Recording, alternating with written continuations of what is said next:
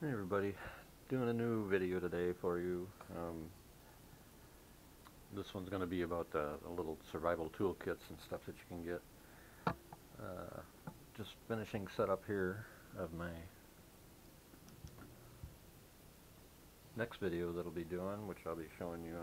I know this part of it's dark right now, but I'll be showing you all different types of radios and stuff to use during shit hit the fan, and how easy they can be to program, etc., etc. Anyway, like I said, today I'm going to be showing you some little kits, what they are, what's in them, that type of thing. And so, get started with that. Actually, before I do this, by request, I've had some people, let me turn some more light on. I've had some people curious from some of my other videos. They want to see what my little man cave looks like. So, what the hell, I'll just give you a quick tour. Basically, this room's about, I don't know, 20 feet long and 12 feet wide. And I have half of it set up as kind of my work area. I got this bench here where I do most of my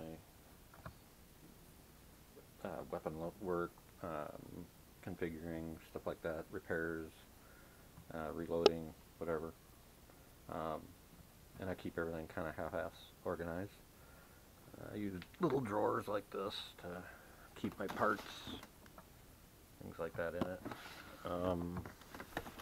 Tools, rags, pieces and parts.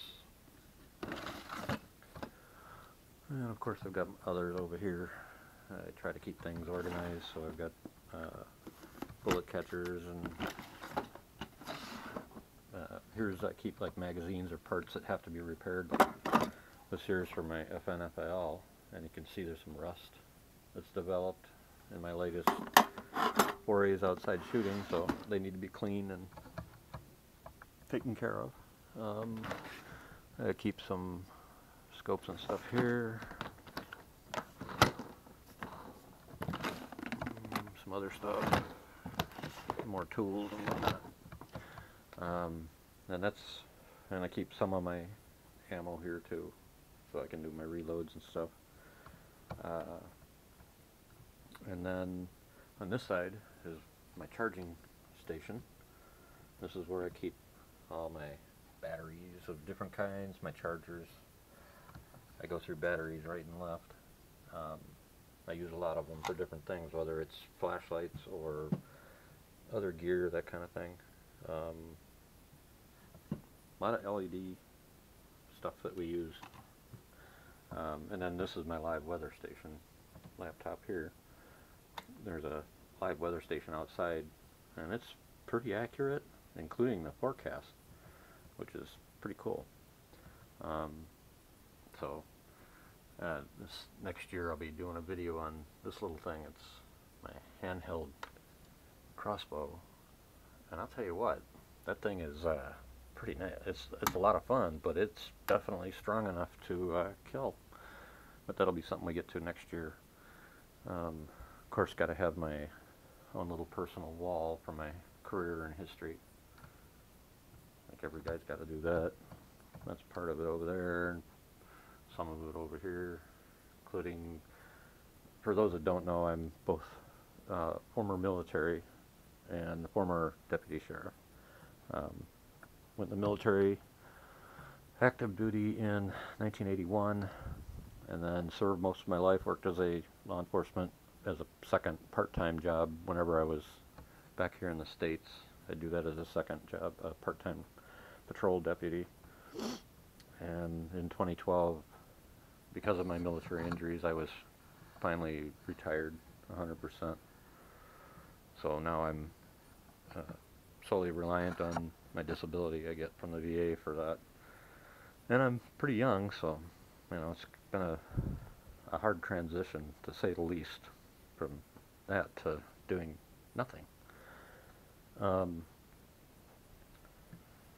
Here you can see I've got some of my gear and equipment, a couple of my boxes. my 3-week pack, which you all saw the video for a little bit ago, and then of course my travel kit that goes with me everywhere. My vest is always ready to go if I need it. Of course, you also saw my 2 ready weapons that I keep here. And again, what you're seeing in here is not even close to what I have. I don't keep all my eggs in one basket. In fact, I don't even keep most of my top end gear is not kept in here. It's kept in a secure spot, secure location. There's a few items here that are some of the top end stuff, but it's not much. I don't show my top end stuff. I don't show where it's at. I don't show how it's secured. I don't display it, that type of thing, for obvious reasons. While it would be pretty stupid to try, you never know. Somebody try to break in, I don't want to lose all my stuff. But in the one sense, it would be a dumb move to try. What they would have to get through to get in here, trust me, they would not be walking out on their own power. If they get past the German Shepherds, then they got to get past me and the wife, and that's not talking about our external security measures that are in place. And some of you probably remember I've posted a couple of videos. My security system has nailed a few, and I've had to confront a few at gunpoint. So it's not like it can never happen. Over on this side of the man cave is my electronic side, and it's everything from, of course, my main computer systems to communication. And this stuff I'll be going through at a later date. Ouch. I'll go through this at a later date, like I said, to show you how all this comes together, what's behind it, how the radios and stuff, what kind of radios that I recommend, how easy it is to use them and program them, that kind of stuff, and the pros and cons. Because as you can see, I've got some of the standard GMRS radios that you can buy. Well, these are not the $30 ones you get in Walmart, of course. I went a little bit more expensive. But they're basically the same, ones you can go to Walmart and buy a 2-pack for $10 or whatever. But I'll explain all that, or you can go something a little more powerful, of course. They can pick up ham and military and police and all sorts of things. We'll go through that later, though. Anyway, to get back to today's topic, we have a couple of different things that I've got now, and I thought I'd go through them because I know a lot of people are buying these little kits, and so I thought, it's time somebody probably, let's see if I can get the camera stand here, should probably go through and see if any of these things are worth the money, or if they're even feasible to use during shit hits the fan. Let's get rid of this again. If they could actually be worth it. Are they objects and items that can actually save your life? Will they hold up to the task? Some of them, yeah. Some of them, no. I guess to start, well, first here, I found it, by the way, my wife found these little things at a dollar store. And she picks them up for me. And I'm showing them to you because everybody's got a dollar store someplace. But these, based on size and the fact they seal, are perfect for your kits, for your buck-up kits and stuff. You could put meds in here. You could put spices, salt, pepper, whatever. You can put little pieces and parts for like fixing your glasses. You could put flints. Pretty much anything you can think of you could put in these, and they seal up really nice, and they're small and compact. So I'm going to have her get me a bunch more, and I think these are perfect for storing little objects in your kits. I just wanted to point those out. Hold on a second, let me throw this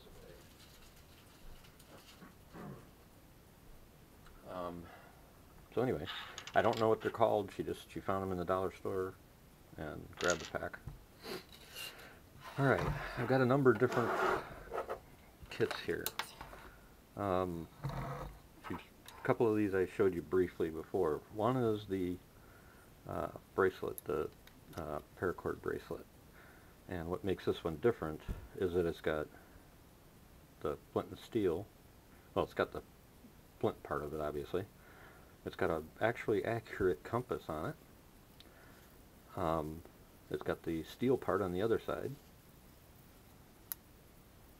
as you can see.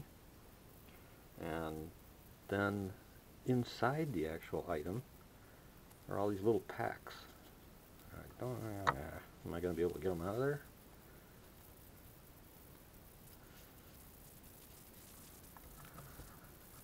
And if I do, am I going to be able to get them back in there?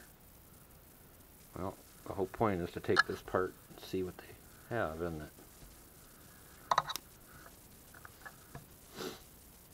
This might be more interesting getting this out than I thought. Okay, let's do this.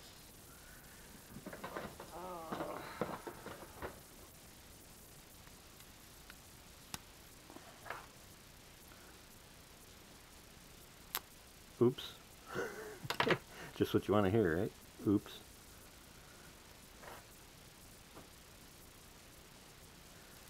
Well, the feasibility, this might not be. Well, there. Okay. It's coming.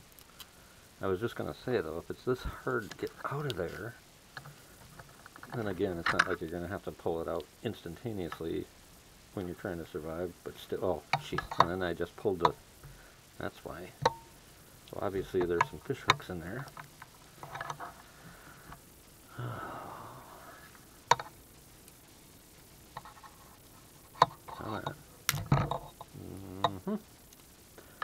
Well, I think we're seeing a problem here already, aren't we? You need to wrap these a little bit better. So that you can get them out. Damn it. And getting a fish hook out, I may have to go. Of course, it's wrapped in line already. So pulling it through might not even be a viable option. Let's see how much line they got.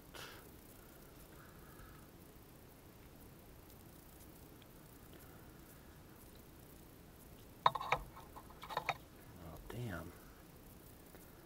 Okay. Well, screw it. The whole point is to see what we got here, so cut the line.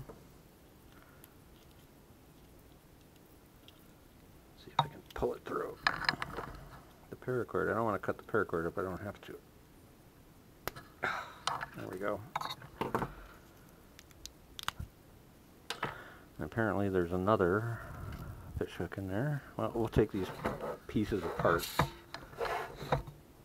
as we get going here. Yeah, well, taking this stuff out of there is not the easiest. But, and again, you don't have to worry about it falling apart. There's the rest of the paracord bracelet. And this is, it's like a rubber, it's a rubber shrink wrap sleeve. So actually I should be able to put this all back together if I want. Now, I'll cut through that sleeve. If I can hang on to it.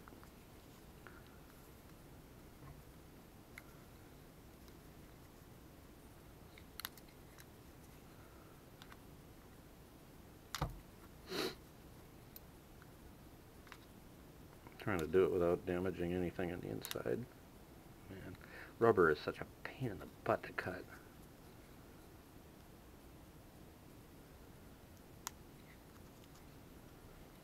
That knife needs to be sharpened.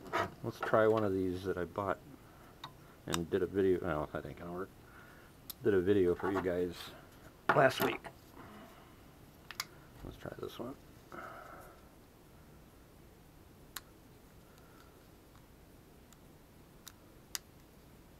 Definitely a lot sharper.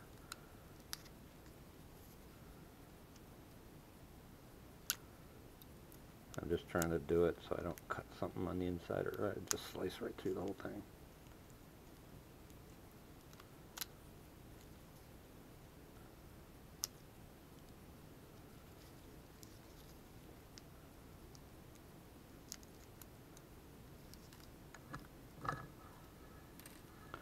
Looks like this part of it, at least, is mainly fishing gear.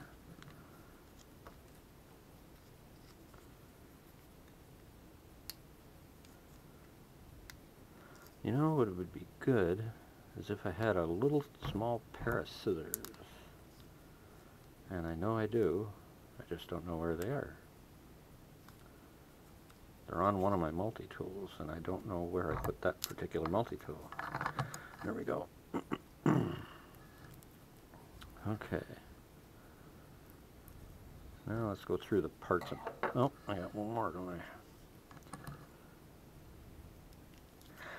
I? You know, that hurts.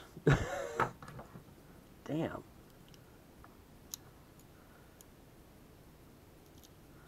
Well, at least you guys are going to get a few laughs out of this every time I poke myself, or trying not to cut everything. Wow. This, well, the premise sounds cool. I'm not sure this is a good solution. You just saw what it took to even get the thing open. Now when you're out trying to survive somewhere and you're trying to pull all these pieces apart, man, you'd be dropping stuff all over the place. So it looks like they've already got the line wrapped for you, but now you got to get that little piece off there too. Holy crap.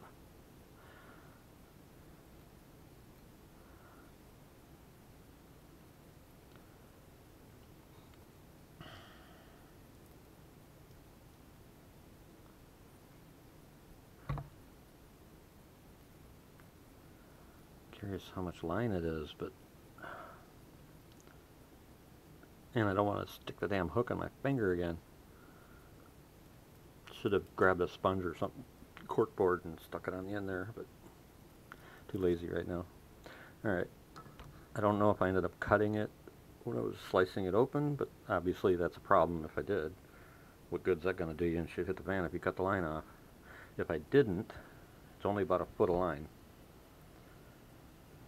But based on what this looks like, even if I did, you're getting about 2.5 feet of fishing line for that one hook anyway. And for the bigger one that was a pain in the ass, it looks like about the same, 2.5 foot. Now actually the hooks are actually good hooks. They're good solid hooks. They're not cheap light metal or anything of the sort. They're actual fishing hooks, so those are good. The weights, same thing.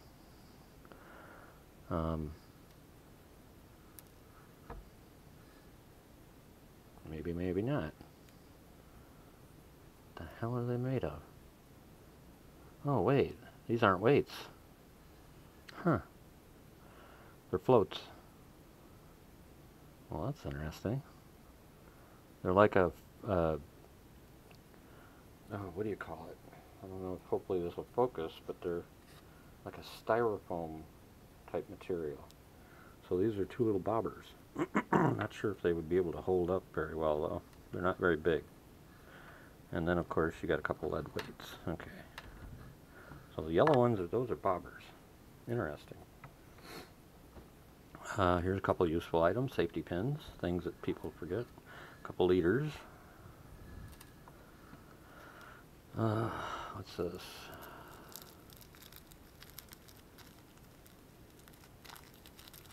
Looks like cotton or something similar, fire starting material.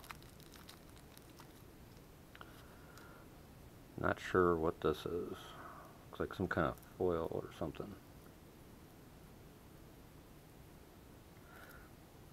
just realized something. Hold on, I am going to plug this camera in, otherwise it's going to turn off on me and I got to start over.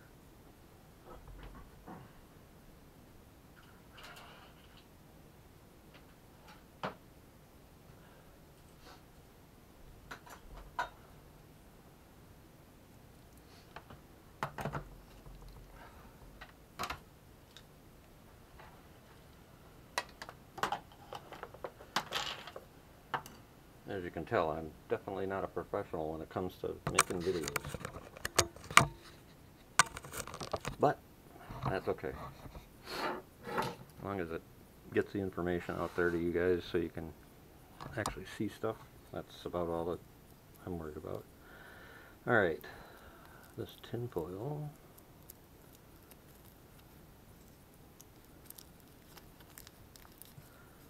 Almost looks like, you know, about the size of a gum wrapper maybe. Other than using it for maybe a signal mirror or something. I don't know what the hell it'd be used for because it's obviously not big enough to...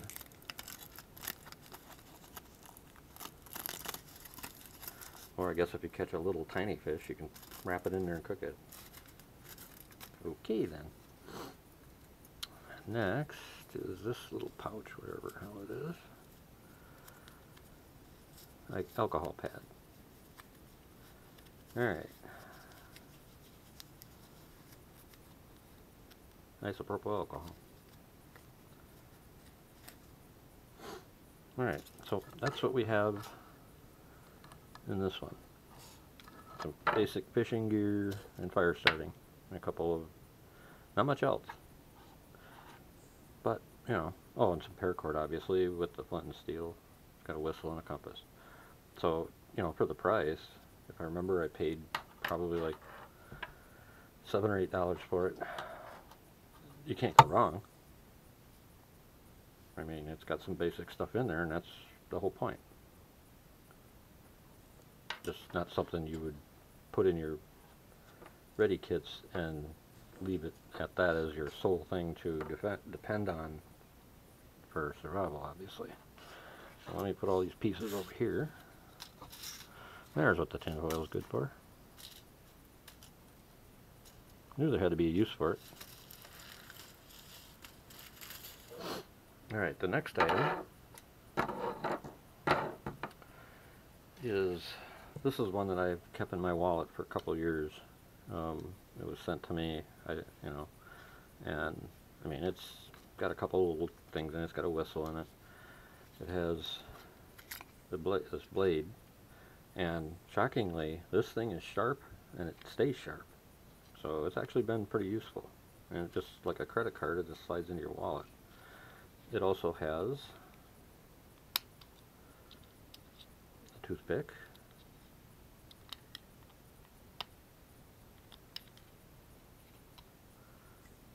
a pair of tweezers,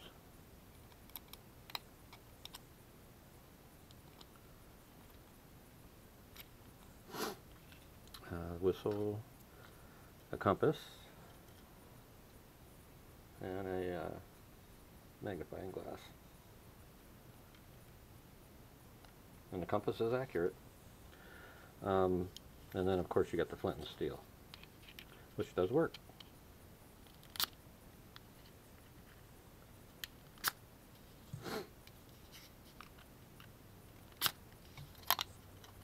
You know, not a bad little unit for $4 or whatever it was that you could buy one for. I looked them up, and this is interchangeable here. See, it's got 2 screws, so you can get other parts. I know one of them has a LED flashlight that fits in here. There might be some other little modules that can be put in there. This one happens to have the compass and magnifying glass, but I'm sure I could probably change it out. Or, oh, that's a little magnetized. Look at that. Let's see if you can see that. Take the knife.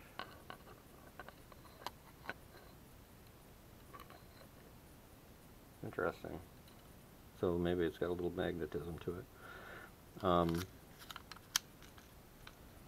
But you can interchange these out for other little modules you want to have, I guess. So that's that little one. And you know, for the $4 or whatever cost it was, I don't remember exactly. I'll have to look it up again when I do the links for you guys. You know, it's got a few little nice little features to it, and it fits in your wallet just like a credit card. Actually, I should say 2 credit cards, because it's about 2 credit cards thick. So, something to keep in mind. Next is these, and I'm sure you've seen them. And then there's all sorts of brands, makes, models. The ones I've seen previous are junk. They're not. The metal's just, it bends too easy. So it would actually be useless. This one seems to be made of a little bit more hard metal. So I'm going to take this one, get this in. We'll do a little test here to see how this one pans out in it. Well, before I do, obviously you got the saw, and the teeth do seem to be halfway decent sharp, both the smaller and the larger teeth. Next you've got the hooks, these type of hooks here, fishing hooks, and they do the point does seem to be sharp. Next to them you've got the different size small game trap. They're used to make snares. I can't remember what they're called off the top of my head now, but these here are used to make snares. I'm not sure what this and this is for. I have to look it up, I guess. Not sure what. Oh, this one here and this one here are arrowheads. In there, you've got 2 needles, and then this here, and this is part of this bigger section here. That's, you wrap it around like a stick, a nice straight stick or pole or broom handle or something, and you can turn it into a fishing spear. And then you've got a couple more standard fishing hooks as well. Let's see here. See if I can get this come apart, at least for the moment. Get this one apart.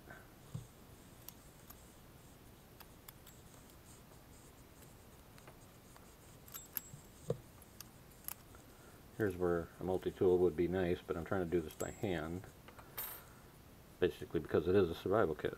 So you may not have a multi-tool with you, which is a mistake, but you know, you never know what people are going to carry. So I'm doing this one by hand.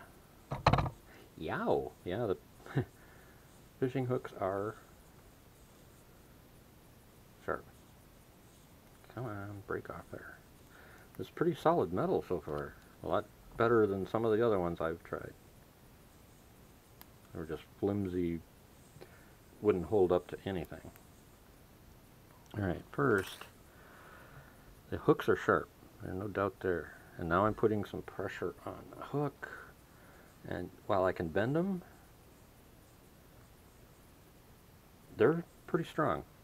This brand, actually, you may very well be able to catch something on these.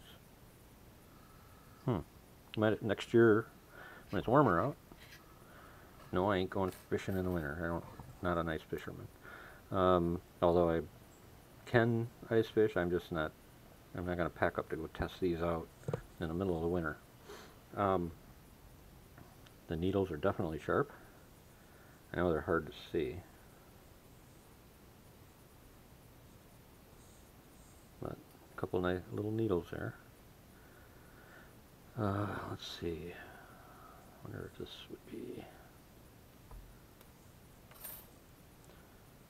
I'll leave those hooks on there for the moment. But yeah, oh yeah, definitely. Okay. Wow. This metal is definitely strong enough. It's not very sharp, but you could probably take a little file if you have one in your kit and give it a little bit of more of an edge. Although you don't really need a super bad edge, because if you make a bow or you create an arrow or a stabbing instrument, this is definitely